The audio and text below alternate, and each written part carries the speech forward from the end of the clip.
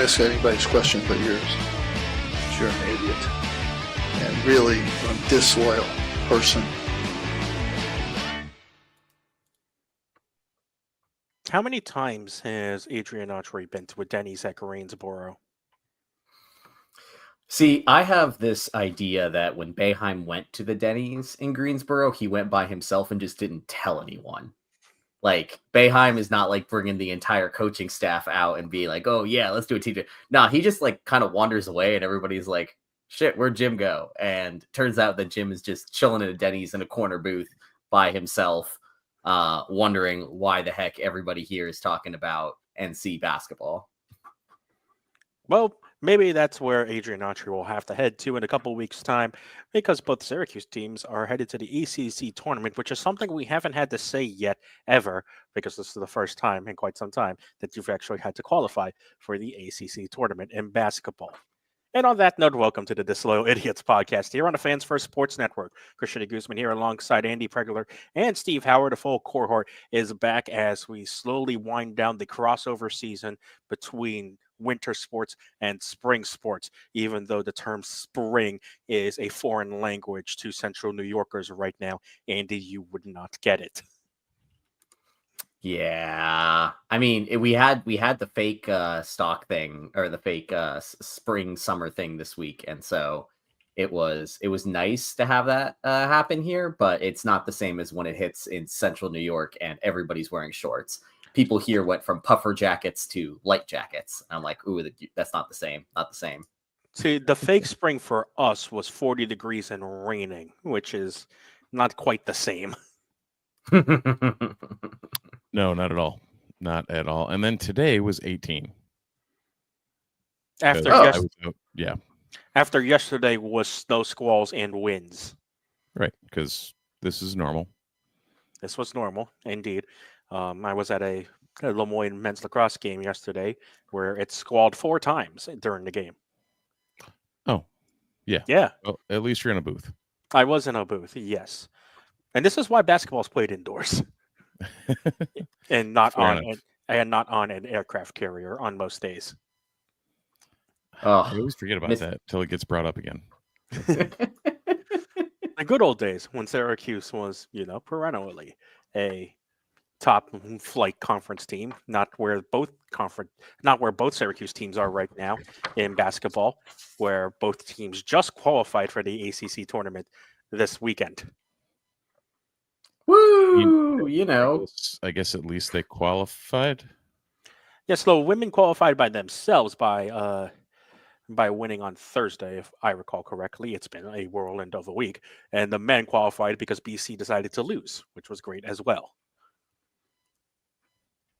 I'm just gonna say this is all really sad that this is like where we're at, but like, what are you gonna do? Like, this has not been a great season. I think we're all in agreement that even though we've made the ACC tournament, I don't think anybody's excited about it. That means we're a top 15 in a 18-team conference. Yes, let's go. I don't know if making the ACC tournament quite has the panache that it sounds like it does. No, what do you mean? I just mean this, like, seriously. Like, this has been, we talk about this all the time in other sports about like, oh wow, like really kill the momentum of the program, or like kill the momentum that they're growing here. Man, I've never really, I wasn't there for the Coach P days. Like, that was still when I was pre-Syracuse, and I knew about Syracuse football, but wasn't following it to that point. But this kind of, it's not as bad, because as the NCAA will remind you, Pasqualoni has one official win on the record right now. This isn't that bad, but this is what I have to imagine it kind of felt like it to watch the slow decline into Gerg from Coach P, where it's like things aren't great, and then Gerg happens, and it just you hit the wall there. So yeah, it's not as bad as the Gerg days, but I feel like this is probably what it felt like for those watching football then. I feel like as one of those. Go ahead, Steve. Yeah. Yes. Well, the thing, we've all been through this too with all, I feel like so much of our discourse goes back to our Premier League teams. But like in all three cases, we have come off of a very solid manager who, dare I say, is, program defining and Hall of Fame caliber, and then proceeded to shit the bed with the next guy. My team is still trying to buy lunch. Okay, it's not looking great, guys. We're serving lunch at the beginning of the season and then failed again. So firmly back in the mid-table. Andy, you don't get to talk. But look, no, the Arsenal 2019, Arsenal 2020 is real bad. There was somebody who did a great graphic on Substack about it, where I think at the lowest point, Arsenal over a season was averaging a negative 0.99 XG over a full season, and they finished 8th, which is absolutely insane. But also, like, they should, like, basically they were saying, like, they should have been in the relegation battle, and they were lucky to not be in the relegation battle with stats that bad. So, like, yes, I think that's a good point. And I guess the question that I have then for both of you, who's probably watched Syracuse basketball a little bit more closely, I say a little bit because little bit, not me. I feel like part of the issue this year is that our best player is a big center guy who's great at rebounding and putting up points, but doesn't play defense very well, which is just not really Syracuse in the last 20 years. Like, even Rakeem, when he was the leading scorer, was still, I would consider, a above average to elite defender at the college level, which Eddie Lampkin is definitively not. Here's what I'll say. When Syracuse is at its best, Eddie should not be Syracuse's best player. That should be J.J. Starling. But J.J. Starling has been wildly inconsistent this year. I can't wonder but help to wonder if the injury that Starling suffered at the beginning of December really affected things for Syracuse, and not only affected things for Syracuse, but affected things for him as well, because he'll have games where he goes off for 25 points, and then he'll have games where he struggles to get to double digits and just has awful shooting nights. Because it really feels like Starling's game should have fit in a little bit better to essentially what Judah Mintz's game was. And just for some reason, that just hasn't been the fact this year. And because I feel like fans said this so much last year, and it still is kind of the same, but that Starling's and Mintz's game were just so similar. It was a problem having both of them on the court at a time. But now with no Mintz, you expect Starling to be like, the dominant guard who is excellent at driving through the lane. And when Starling is on his game, that is exactly the case. He's excellent at driving to the hoop, creating the contact. Maybe not the same free throw shooter that Judah was, but at the same time, still creating something. But when he's just not having a shot and relying on his three to try and gain some momentum, then the Syracuse product as a whole suffers, because then it becomes very easy for teams to snag down against Lampkin and take away the interior passes to Lampkin to prevent him from getting touches on the ball and prevent him from posting up against players. Because also, what have we asked for a lot of Syracuse teams in the past? To have a good post player, and that's what Lampkin is. Okay, Lampkin's a great post player. He may not be the aggressive post player that Syracuse fans want, because he is admittedly by himself a pass first center, but he is still a person who is going to back down his post matchup once he gets a touch on the ball. But when Lampkin doesn't get a touch on the ball, the offense kind of stagnates and waits for something to happen, which is the same Syracuse offense we've come and grown accustomed to for the past decade or so. So if JJ isn't creating the offensive chances and the offensive scoring that we know Syracuse fans know that he can produce, it just doesn't add up, unfortunately. Yeah. The size of discontent. that is normally saved for football season, but now it's turned into basketball season.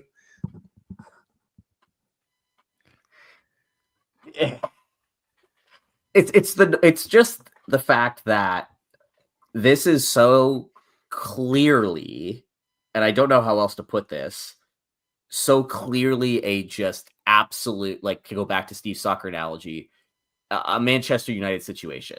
There was a plan in there was a plan in place for those that don't know. Manchester United is now paying a manager $14 million not to coach, another manager $8 million to coach, and the team is basically the same, which is a hunk of players that I would argue, contrary to popular belief here, above average, definitely top half of the Premier League quality, if not some of the best in the world.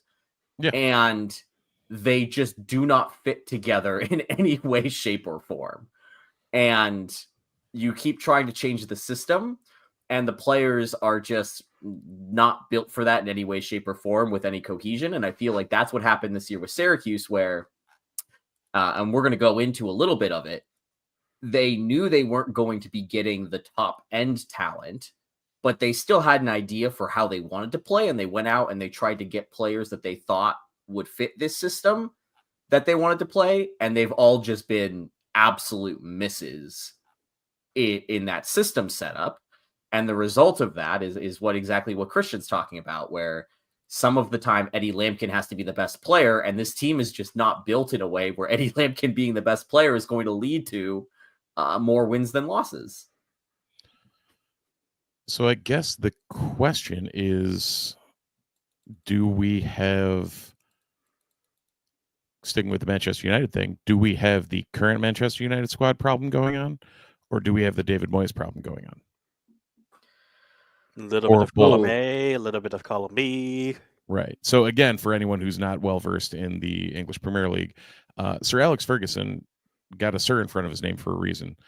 He was a really, really good manager and probably the best in the world in most of modern history, and proceeded to retire because people get old and that happens.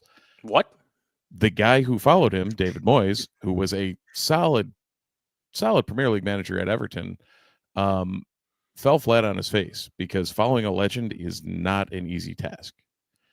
And no matter what resources you have, because United was not shy on resources, and Syracuse, to be fair, like, yeah, not A tier, not S tier, but like still solid A tier for what they're doing. They have now found a manager that doesn't quite, I don't know if it's him not meshing or his style or what. We won't know more until next year. And for anyone who thinks he's getting canned after this year, you probably need to just go take a couple of deep breaths. Because as Andy said, we can't as a university pay for 17 different coaches. If Manchester United can't do it, Syracuse University sure as hell can't do it. We'll see with this recruiting class he's bringing in if it was a talent issue, if it was a fit issue, or if it's a red issue.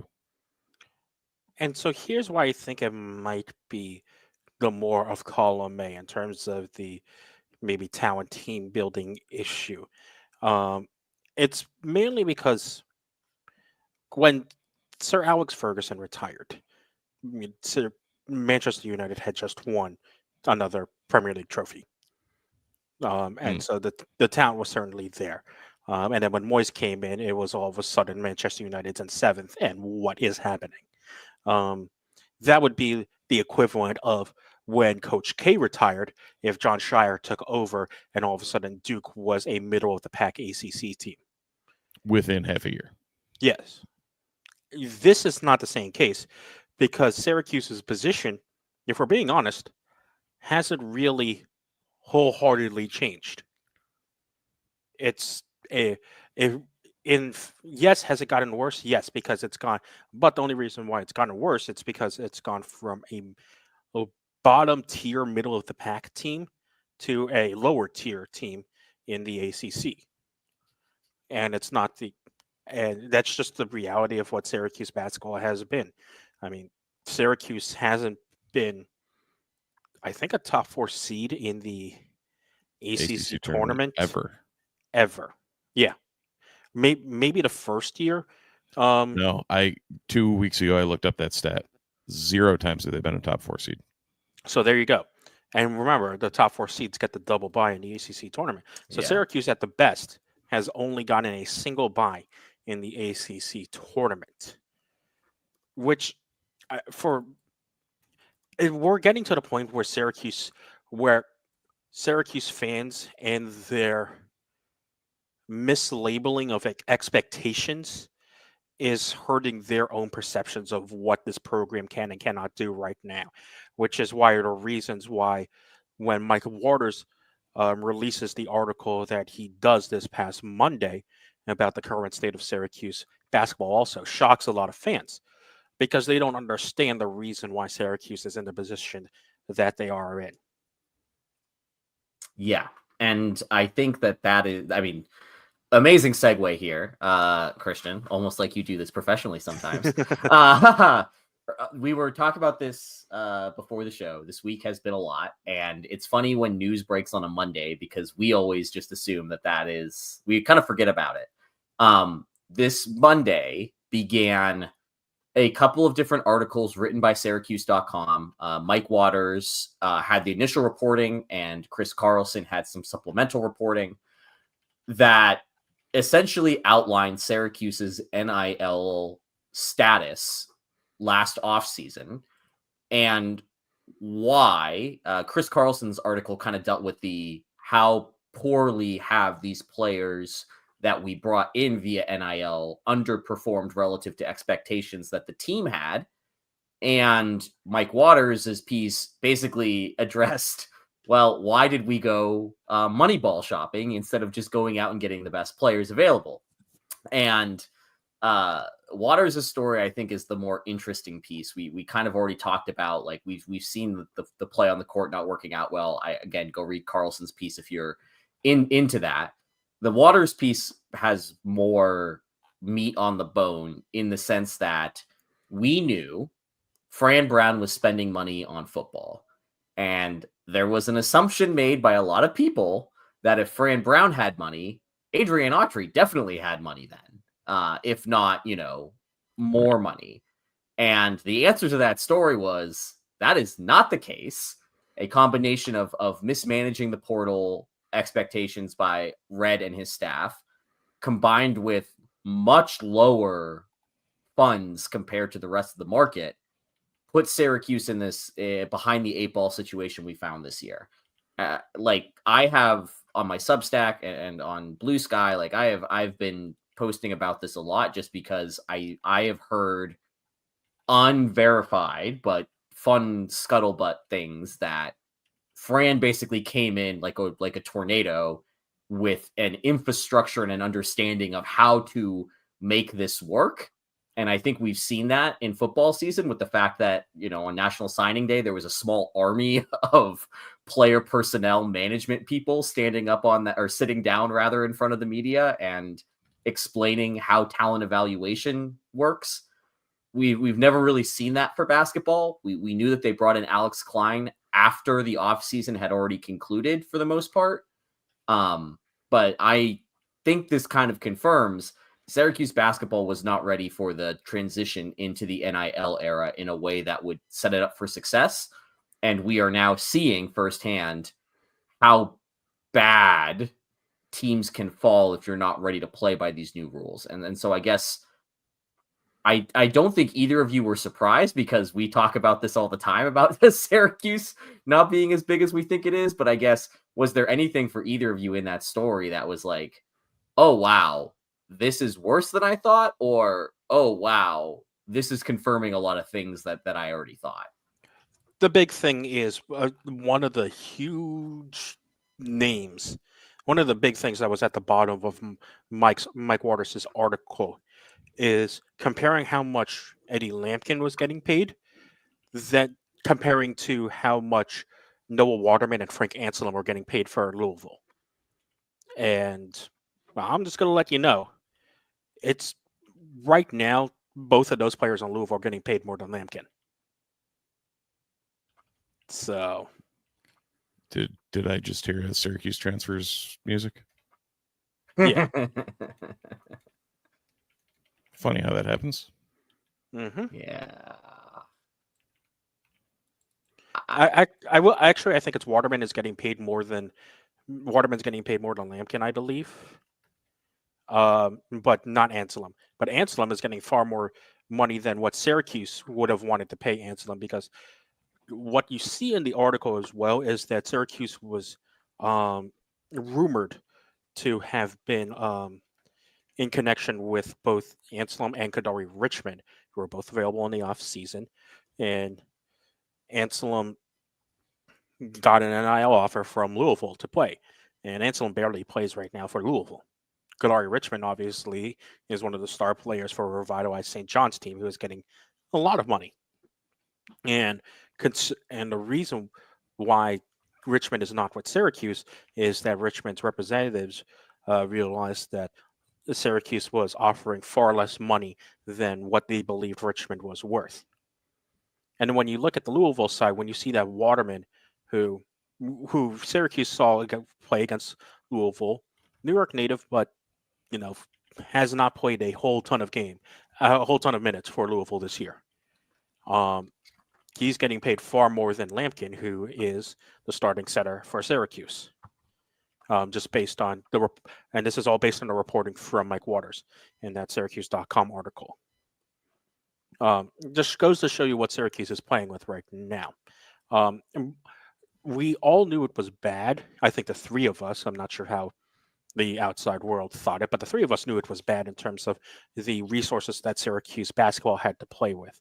But now that the numbers are there, we can kind of conceptualize more how bad it's been for Syracuse. I'm just going to say I have a hot take on this. I'm going to let it rest for a second and let Steve and Andy flesh out their ideas more before I deliver this take.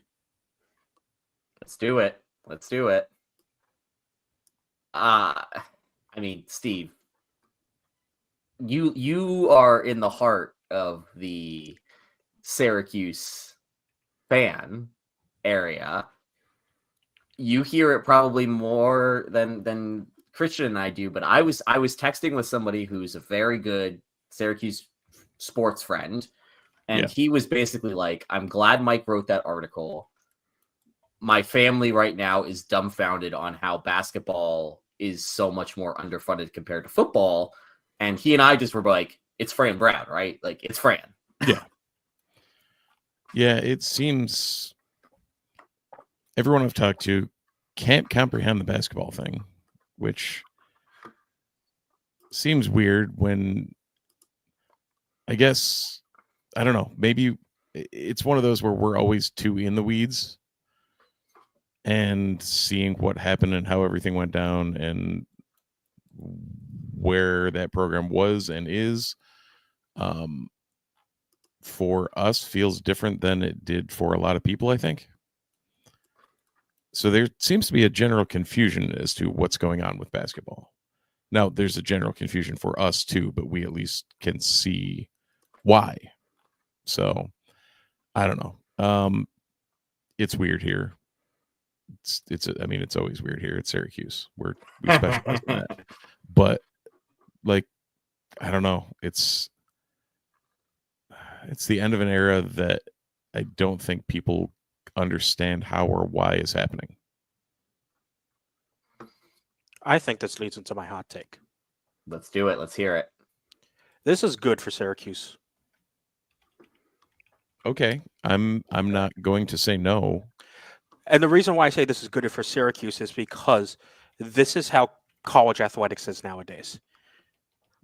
Unless you are a true blue blood, and I'm talking Kansas, Kentucky, North Carolina, Duke, you cannot survive the college athletics landscape with basketball dominating your budget. Right. You have to have football dominate your budget. You have to have football be the premier program of your athletic program. So you have to invest the resources into football in order to make that the primary reason your athletic program and athletic brand in general is getting name attention. How much buzz has Syracuse generated in football over the past year because of Fran Brown, because of the transfer portal moves he made, because of the season that Syracuse has had, because of the 5 players that are at the NFL Combine right now representing Syracuse, which we'll get to a bit later. That alone is doing so much more, in my opinion, for the Syracuse brand and for Syracuse in general than a top level Syracuse basketball program would be doing right now. And it's just the general, that's just basically because of the general sporting landscape. Football has, in the past few years and the past decade or so, past 2 decades or so, completely dominated the sports landscape. That's the evolution we've seen in the sports landscape. It used to be baseball and basketball, but now football has overarchingly dominated all of sports. And you see it with the coverage that is getting put in on the national media sites, on blogs like us. All 3 of us are mainly football guys. Like, let's be honest. There's a reason why we haven't done too many podcasts this year, because we haven't had too much to say about basketball in a constructive way. It would have just been the same podcast over and over again. If a athletic program wants to take itself seriously and raise its brand profile, it needs to divert all the resources it can into basketball, which is why also a reason why the proposed cap of the $20.5 million that would come in should the NCAA House settlement resolve in the way that favors that could help Syracuse basketball, because then you'll see how much resources are going to get divided in between the programs. Because take a look at some of the Southern programs, the programs well and love. Alabama, a bigger reason why they found basketball success is because their football program made enough money where they could get Nate Oates, a hot and upcoming coaching prospect from Buffalo, and start to build that program. The reason why Clemson is now starting to do well in many other Olympic sports is because their football program has been cashing in for the past 2 decades. So if you want your brand to succeed as a whole, it has to start with football. It has to start with football success. Once the football success starts and becomes consistent, then you can see your other programs reap the rewards. That used to be the case with basketball. That's not anymore. And so Syracuse as a whole will be healthier if basketball struggles for a bit, but football continues to thrive. Yeah, I think that one of the most interesting things coming out of the new college landscape here is going to be if that spread the wealth approach continues to work now that schools can directly pay athletes. My feeling is that yes, it will. And the challenge that we have as Syracuse is that we are forever playing the catch-up game to the Big Ten and the SEC. Leaving the Big East was absolutely the right decision, but the ACC itself decided that it could coast on being a 2-sport league instead of being a 1-sport league. The SEC and the Big Ten will tell you that they are a football league where these other sports, when they do well, helps the conference holistically, but every decision they make is focused around football. The ACC, much like the Big East, has found itself behind the pack and at the risk of dissolving because they didn't value football appropriately relative to the way that the rest of the landscape values football. And I think that it is, like you're saying, Christian, I do think it's good for Syracuse. I think the challenge that Syracuse now has is that in this paying world, you're going to be expected to dole out $20 million annually to the players. And I do not know if, based off of the Mike Waters article, if we are in a position where that's going to be realistic. And if you're not doling out the $20 million, what is the cut between football and basketball And all logic says you have to support football first and foremost, because at the end of the day, either this thing is going to implode and Syracuse is going to drop football in some way, shape, or form, and it's just going to be the Big Ten and the SEC, or more likely, this thing retracts pretty aggressively, and Syracuse is continually auditioning to get into whatever bigger than the SEC Big Ten is, but smaller than the current 134 system we have now is. And again, we keep going back to this, but like, man, you have to prioritize football until all this settles. Which again, like, I'm a football fan first. I don't mind. Like, I'm not as upset about this decision as some people are. And then Steve, I guess for you, who's like, you are probably the most straddled here in terms of like understanding what basketball means while still being a football guy. Like, I think that reckoning is really hard for Syracuse right now in terms of like, what do you prioritize? Oh, you go, Christian. Let's get this straight also. I am 28 years old, going to turn 29 in a few months. Andy, how old are you? I am 32. Steve, how old are you? 40. Steve is 40. Steve is old. Steve is old. But, okay, so our average age is a mid-30s group. Yeah. The average Syracuse basketball fan age right now, I would guess, is still decades older than Steve right now.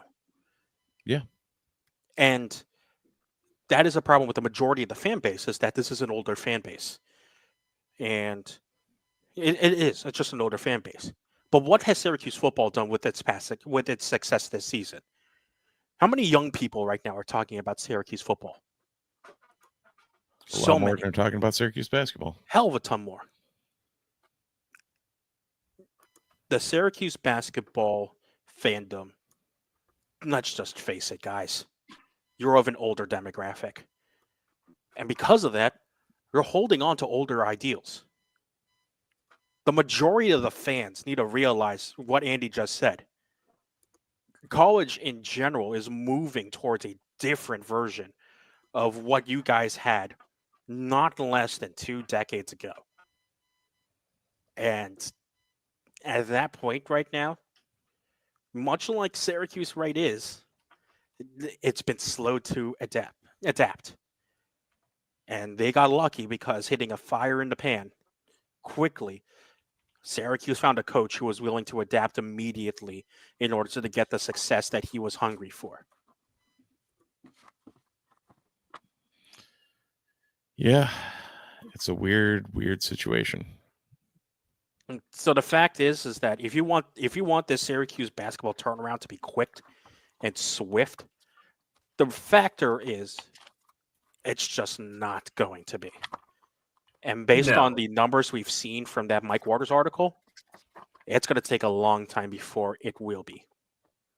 Yeah, and I think that this is actually an interesting, like, I used the phrase Moneyball earlier, and I do think that there's something to watch here.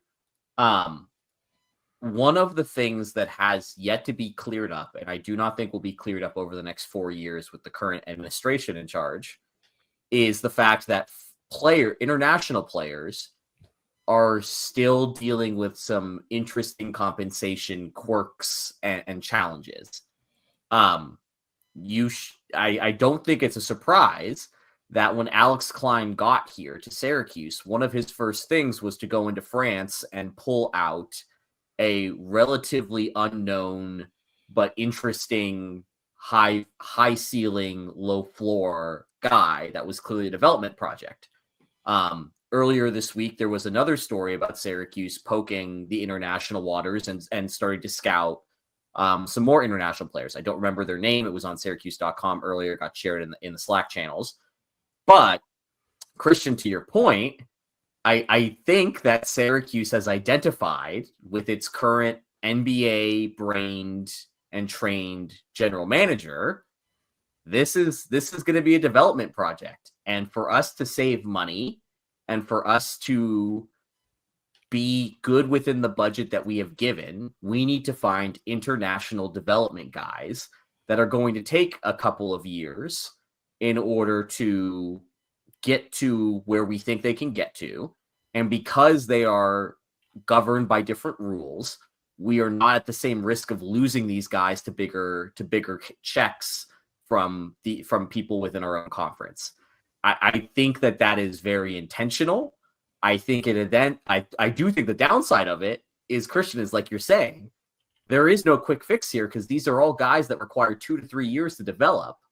And I don't think any of us sitting here think that Autry has 3 more years left if results don't change. I'm not sure Red drastically change. Right. Like, I don't know if Red sticks around next year if the team doesn't comfortably make the NCAA tournament. I for one am in favor of creating the Eastern European All-Star team. Why not? Yeah, I don't know.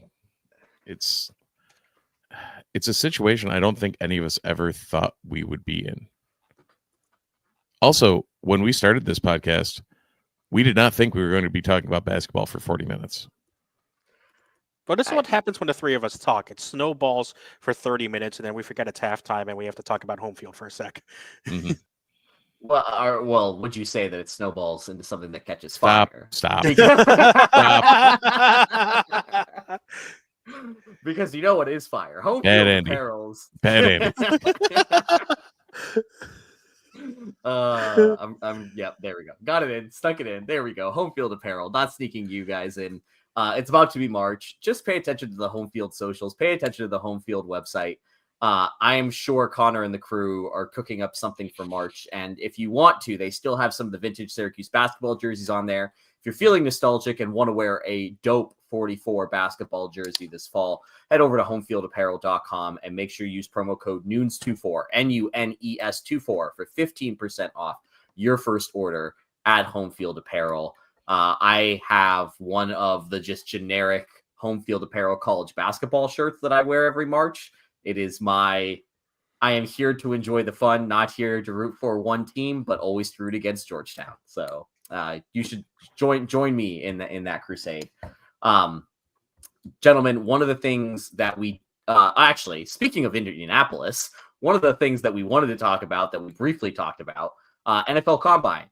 Connor and his crew are playing host to a bunch of guys in polos and quarter zips staying out till 4 a.m. at St. Elmo Steakhouse, and a bunch of players all doing drills in really tight spandex. The Syracuse players who went and did drills in really tight spandex looked pretty damn good. Look, the most players Syracuse has ever had draft. I think the last time Syracuse had 5 guys drafted was 1998. It's been a while. I wasn't sure that Syracuse was going to match that this year. I'm starting to think they might do that with just how well some of the lower guys have actually performed at the Combine here. And it does seem like there's a good chance that all these guys are taken, between rounds 1 and 5, which I think is absolutely insane when you think about how few guys get drafted that high at Syracuse previously. The last time Syracuse had 3 players drafted was 13 with Pugh, Nassib, and Shamarko Thomas. And the last time Syracuse had 4 players drafted was 06. Anthony Smith, Quinn Ojinaka, James Weiche, and Ryan Lacassi. Sorry if I'm butchering those names from the Ryan 06 Lacassi and Quinn Ojinaka. Thank you, Steve. Of the ilk to tell me if those pronunciations are right or not. I'm surprised also. It's looking very, very good. Especially like Andy said, all 5 guys who were at the Combine, Kyle McCord, Aronde Gadsden, LaQuint Allen, Elijah Clark, and Fadil Diggs had great combines from basically what it looked like. It looked like all of them had some great combines and performed well in drills with teams, also talking to these players at the Combine. Steve will be very excited to know that Cinco talked with the Bills, who need any warm body on defense. At this point, yeah. If you are in the secondary and you can stand upright, we will take you because holy shit. We went from a lot of quality back there to a lot of nobody back there. And it's not because they left; it's because they decided that the trip to the injury list would be very, very beneficial for them. That's not to make fun of injuries; they just all got injured. Literally, Apparently, the entire secondary. We had 6 starters in the AFC or 6 players in the AFC Championship game for 7 positions. McCord is making his way up the boards. It looks like he is becoming slowly more and more becoming a day 2 draft pick, which again, I remember Andy, you previously were talking about when McCord was floating if he was going to come back or not. That the early like rumblings that were internal were saying that McCord was going to be a UDFA, and now he's shot up all the way to day 2, from what Yeah, I've seen from most people, which is and impressive. yes, and I think that this is why, like, if you're asking, like, how does an opinion on a quarterback change that much? This is why things like the Senior Bowl matter. This is why guys used to opt out of bowl games to focus on the Senior Bowl or these other post-season things that get televised on NFL Network and don't have any fans in the stands. But it's because during those days, coaches and scouts essentially just get one-on-one time with these guys. And we know that every single coach that has ever talked to Kyle McCord absolutely comes away loving Kyle McCord. And this is why that time is more valuable than playing in an exhibition game that might be against a good opponent, but it's not going to tell a scout anything differently versus that one-on-one time and that one-on-one drill time. And again, kudos to Kyle McCord. I really hope he doesn't end up in a situation with one of the New York teams or some team that has done terribly with quarterback development. But actually, sorry, one of the New Jersey teams. But I would. I would love to see him go somewhere where he can sit as a backup for a couple of years and see if, same thing happened with Ryan Nassib, and he ended up being an accountant and is doing great with that Rolodex of NFL player names that he has. I want Kyle to see the field and do well, but I think the guy that I'm most excited about is Rondé, who looked excellent in a lot of drills, and specifically, dude somehow looks like he got bigger, like slimmer in the waist, but bigger up top and looked faster, which again probably comes from having a full year to rehab what was a pretty significant injury. Rondé is going to be a problem at the NFL level if we only saw 80 to 90% healthy Rondé this past season. Yeah, there are some talented tight ends that are ahead of him right now for good reason. I mean, Tyler Warren is probably going to go in the top 10, probably, if I had to guess. But other than that, Rondé, I can see Rondé sneaking in as a day 1 guy. Most likely will be a lock for a day 2 guy, I think, for Rondé, though. And yeah, he was. I remember like seeing. I think he would. During I'm not sure if it was during the 40-yard or during the gauntlet drill of him clocking about 19.5 miles an hour, I believe, which is pretty good for a tight end. It's a large man moving at a rapid pace. Yeah. I mean, all 3 Syracuse offensive players that were there, made their own names for their own reason. I mean, McCord for the innate football IQ and leadership that he'll bring. I think a lot again, like you said, Andy, a lot of teams just like talking to Kyle. Just in general, I mean, all of us in the Syracuse media love talking to Kyle during the week. Rondé is the modern tight end equivalent of what you want a tight end to be, as an extra weapon in the offensive game, not just a blocking tight end. And the same thing goes for LaQuinn Allen, who might be the best receiving running back in the draft. There are a lot of talented runners ahead of him, but in terms of, again, also being a Christian McCaffrey type that a lot of teams like, LaQuinn Allen can be just that as well. So the offensive players really shown for Syracuse. You know what's going to depress you more when I say this, Andy? This is a complete non sequitur to the football discussion, but it popped up on a different tab I had up a second ago. Today, because I was there, today was the 10-year anniversary of Rakeem Christmas's senior game. I don't like that because that was 10 years ago that this, you can't really see it, but there's a that auto photo is the Daily Orange after Rakeem Christmas's senior game, because it was also my senior game. So, you know, that means I was pretty sure that was the case. So I wanted to lay it at you. I wanted to lay it at you softly there, buddy. Yeah. So yeah, I'm about to join the Steve is old. It's been 10 years since I graduated Syracuse. Really don't love that. Time stops for no man. Pop quiz. Who from Syracuse got drafted in the 2015 NFL draft? Oh my gosh, I should remember that one. That was not the Shamarko year. No, Shamarko was the. Yeah. Oh, geez. 2015 would have been. Receiver was a UDFA. That was before. No, Zaire was. Zaire was after. Yeah. Was my brain was linebacker, which is why I went Zaire, but. Yeah. Oh, this is fun. This is fun watching me and Steve spin out here. I think I'm the trivia guy. Yeah. Well, because the 2015 Christian's just the trivia guy at all points. Because the 2015 year, was that Scott Schaefer's second year or first year? That would have been his, year 2. So that was not the year that we went to the bowl game. That was the year that we missed the bowl. And he gets carried. Oh my goodness! And it was before Cody and Yep. I was gonna be like Bear. Bear was not there yet. No. All right, Christian, give it to me, and I'm gonna be mad. The answer is nobody. Nobody got taken from the 2015 draft. The linebacker you're probably thinking of was Marquise Sproul, who went in round 5 of 2014. The next player in 2016 that got drafted was our favorite Riley Dixon. Yes.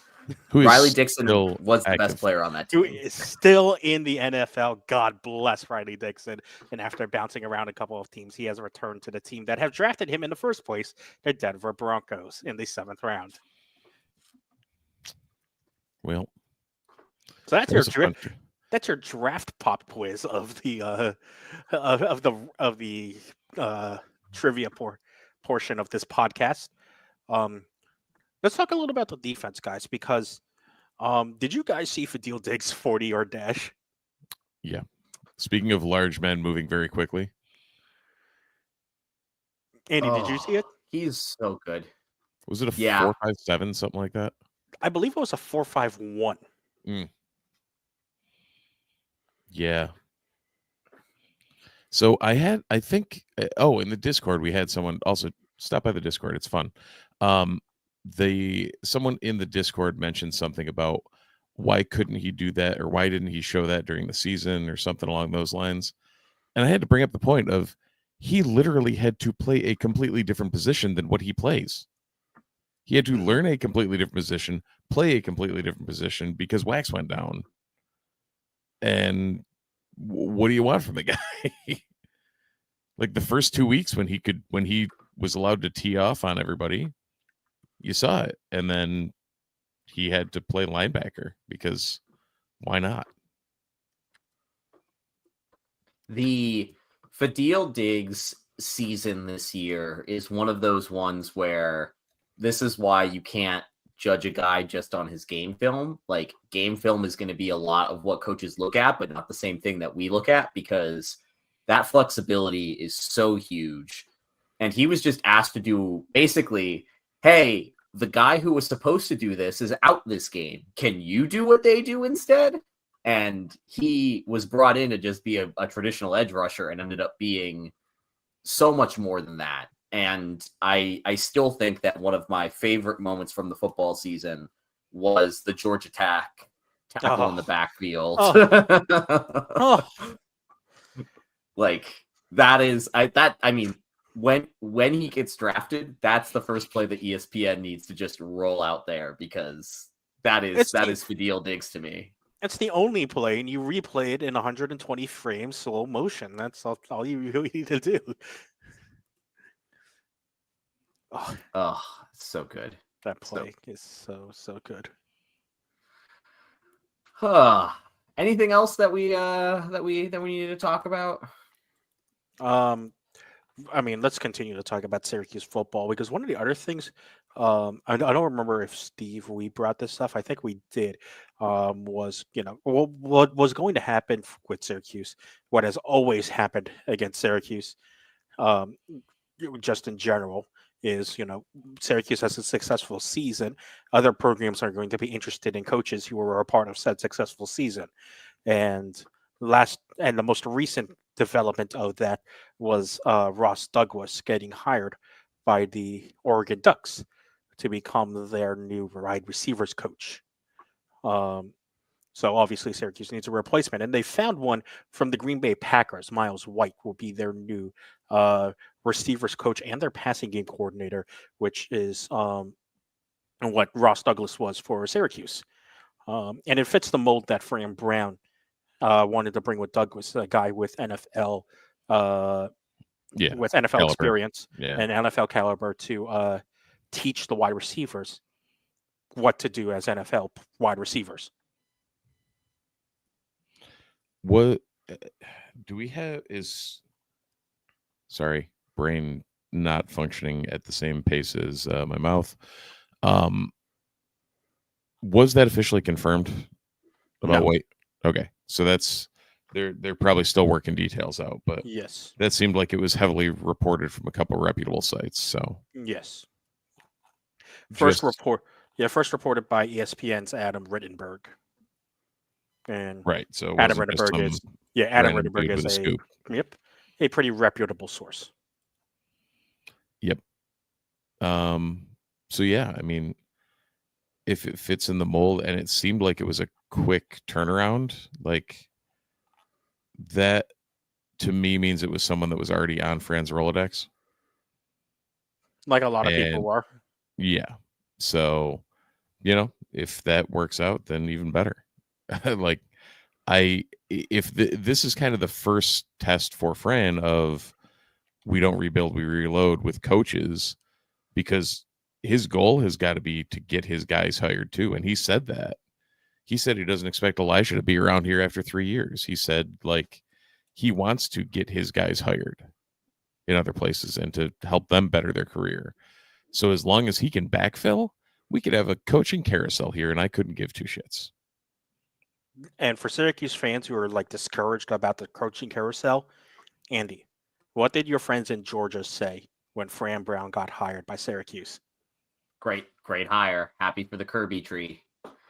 It was like genuinely everybody was excited that he was getting the chance. And they knew one of the things that I think is really interesting here is that they knew this is good when the tree grows like this. So yeah, it's they didn't want to lose him, right? I mean, at the end of the day, like the recruiting side was he's the he was the number one recruiter, and they were concerned. Again, this is a little bit different now because of the whole Nick Saban thing, but they were concerned that they were going to start losing number one guys to Bama again, which is what Fran headed off. Now, right. I think what we've seen is that a little bit different recruiting landscape than when Fran was doing his thing, but Fran clearly knows where the money is in the banana stand. And it seems like with Fran, there's always money in the banana stand. I guess, do we need to change that to money in the orange stand? Like, is that more appropriate now? Is that what we're gonna have to do? Fran runs the orange stand and Red is still looking in the banana stand or something? Yeah. The Fernana stand. Oh, that sounds like a weird country. Fernana stand. Oh, Is that part of my. the Ottoman Empire now? Oh my god. Yep. Done. We did it. We did it. We did what? What did we do? We made it to the part of the podcast where shit goes completely off the rails, Christian. Oh my god. It's 9:00 on a school night. Steve and I need to be put to bed. Jeez, okay. You Side know, Side notes, both Syracuse lacrosse programs are spiraling downhill quickly. Hey, at it's least about one that of them time, won. isn't it? At least one of them won. Yeah. The other one lost to a second-year program, which is always a plus. Yeah. And that other one that is of the women's variety lost one of their best players for the season. Oh, yeah, I forgot that was, yeah. Yep. For those who don't know, Olivia Adamson is out for the season with a lower body injury. Because why would we have nice things? Yeah, why? And it's at that point you realize this year's Syracuse women's lacrosse program is Emma Ward and friends. Yeah. Yeah, it's kind of where we're at. So, whatever. We'll see how Syracuse men's lacrosse does against Hopkins next week. Yeah. What day is that? That's a Saturday game. Saturday. Oh, damn. I mean, I'm kind of happy because I would bring the kiddo up there, but I don't know if I want to watch him witness a murder. Oh, it's Sunday, 2 p.m. Oh, well, maybe he will be. That's a I'm out of town on Saturday, so I will be back on Sunday. Maybe I'll have a first-hand account next week for that's a U game, by the way, as well. Huh. So we're gonna get run off the field on actual TV? It looks like it might happen. Cool.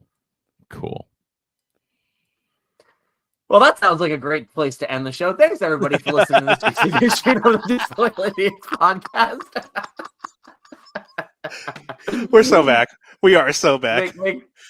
Make sure that you like and subscribe. Helps us trick the AI into expanding the Ottoman Empire. Thank you again to the people who watch us live on Twitch. We do this Sundays-ish at 8 p.m.-ish. We really appreciate you joining in. Thank you to all of us who are watching this on the sister site, nunesmagician.com. Your support continues to be really, really near and dear to our heart. Thank you to Homefield, Nunes24, NUNES24 for 15% off your first order at Homefield Apparel. I'm glad we could talk about football. I'm glad we could talk about things other than what's going on the court. Tournaments start this weekend. March Madness is upon us. Syracuse needs to win a lot of games for us to be in the big dance. So, yeah, I'm just going to keep pretending like this season didn't happen. Go Orange. Go Orange. Go Orange.